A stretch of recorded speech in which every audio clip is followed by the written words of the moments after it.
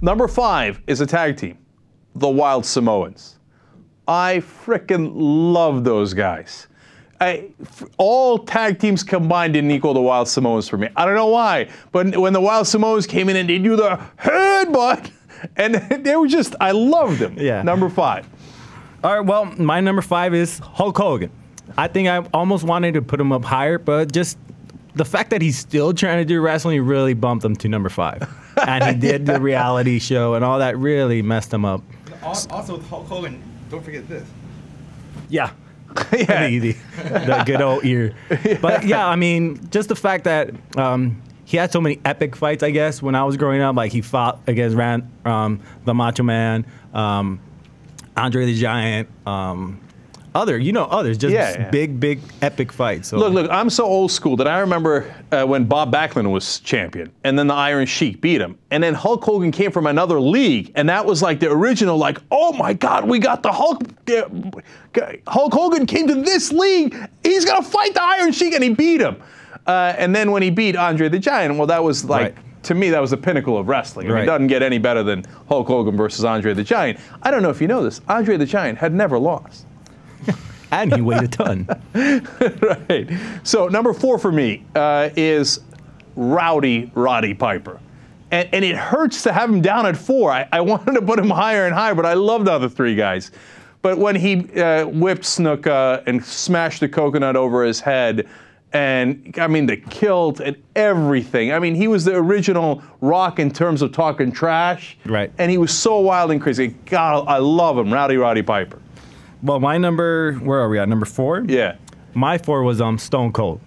Because the same reason you said, the beer, the flipping off everybody, giving everybody the finger. Then he gives, I remember he gave McMahon the stunner one time. You're like, oh shit, he gave the Order the stunner. But obviously it's all fake, right? Totally. So, but yeah, so everything you said, I'm just right there with you. But I have him much higher. I don't blame you, man. I hear you on that.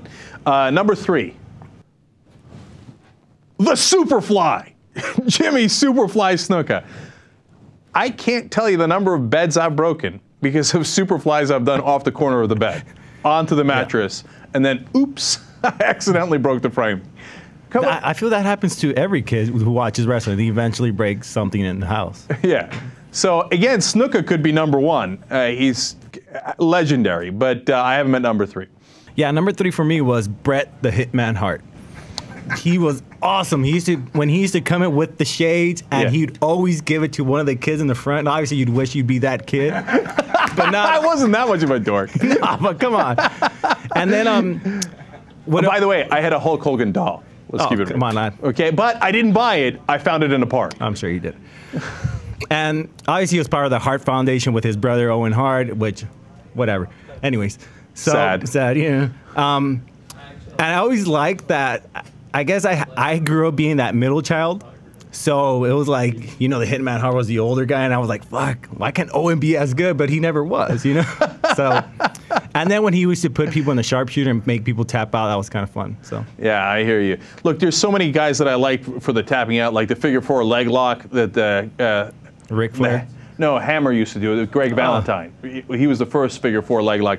I knew how to reverse the figure 4 leg lock. Okay. How? Okay. Well, I got to show you. Anyway, I love the sleeper holds. There's so many guys I love that didn't make the list. But, okay, my number 2.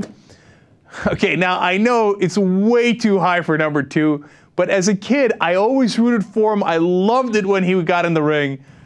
SD Special Delivery Jones. Oh, my God. I don't know anybody who didn't love SD Special Delivery Jones. Sometimes he'd beat a guy, he'd be like, yes! But his main role was to be the good guy that lost to the bad guys. As Iron Mike Sharp was the bad guy who lost to the good guys. Oh my God. Number 2. Oh my God. Number 2? Number 2, which I had, obviously number 2, I had a really hard time. But for me, it was The Undertaker. Like, the whole death upon death, and then he'd come in with Paul. What was it? The bear. Yeah, I forget his name too. But the big fat roly-poly guy. Paul Bear. There you go. Yeah, there you go. And just the whole play on death.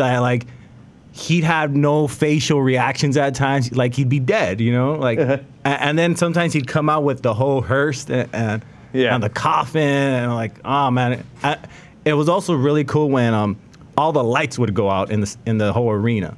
Like everything would go dark. You're like, oh snap, he's coming. So. Yeah, now, my favorite thing in wrestling is, oh no, he's coming, right?